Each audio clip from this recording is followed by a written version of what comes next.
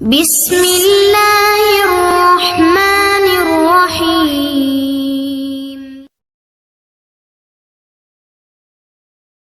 Dalam Islam, Anda kalau menghadapi sebuah masalah, Anda ingat 6 huruf ini. Solusi. Masalah apapun, yang kita pikirkan solusinya. Bukan lagi kita tanyakan kenapa terjadinya. Kalau sudah terjadi. Bangun tidur sakit.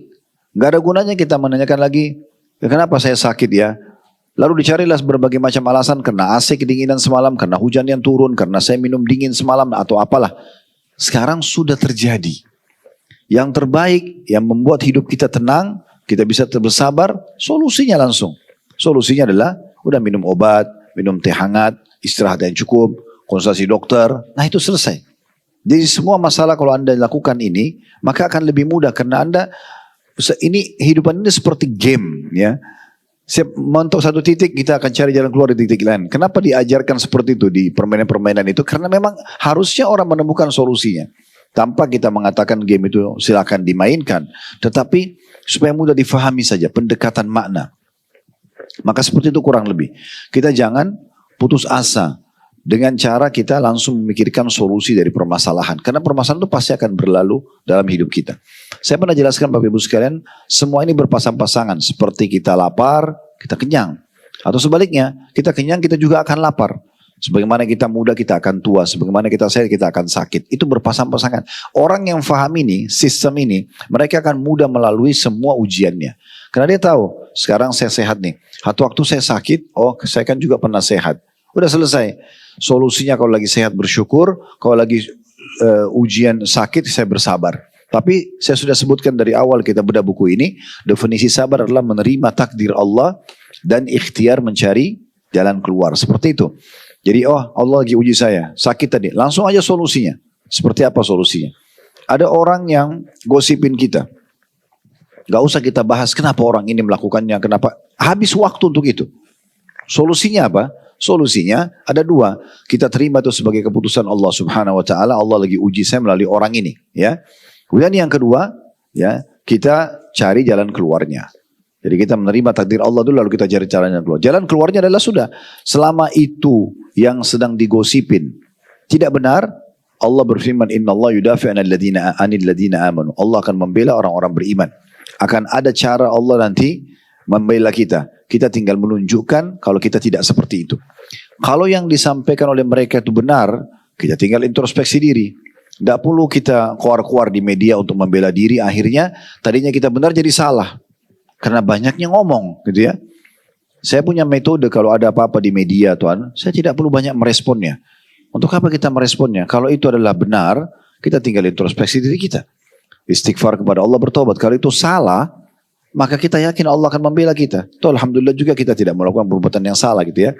Nah seperti itu. Akan lebih mudah.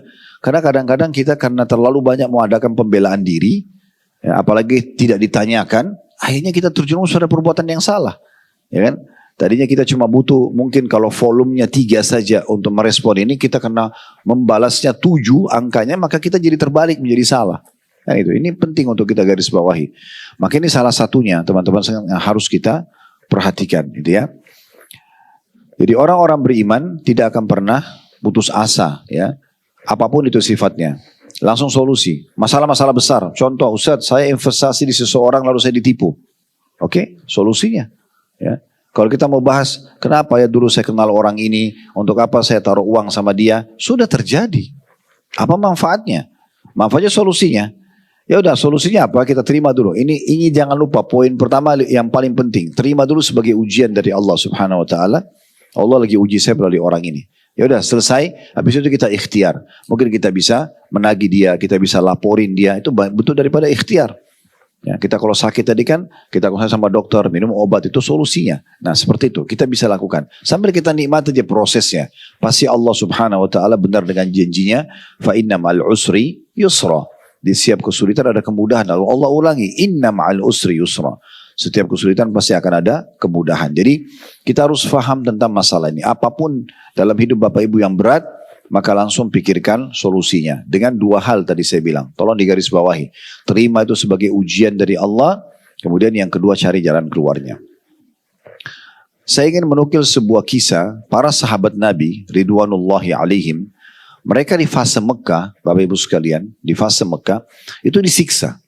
Kalau kita hidup dulu di masa itu, kita coba bayangkan ya, jalan dimanapun di Mekah, waktu itu ya, setiap jalan utamanya atau lereng atau jalan-jalan gangnya, itu kita bisa setiap saat dipukul oleh orang, bisa setiap saat diambil harta oleh orang, dan yang melakukan dari penduduk Mekah tidak akan dihukum oleh pemerintah setempat. Coba bayangkan bagaimana susahnya orang hidup pada saat itu. Tidak cukup di situ. Di kaum muslim, diambil, diseret di pinggir jalan, disiksa semua mereka. Itu yang terjadi. Para sahabat Nabi disiksa di pinggir-pinggir jalan di kota Mekah.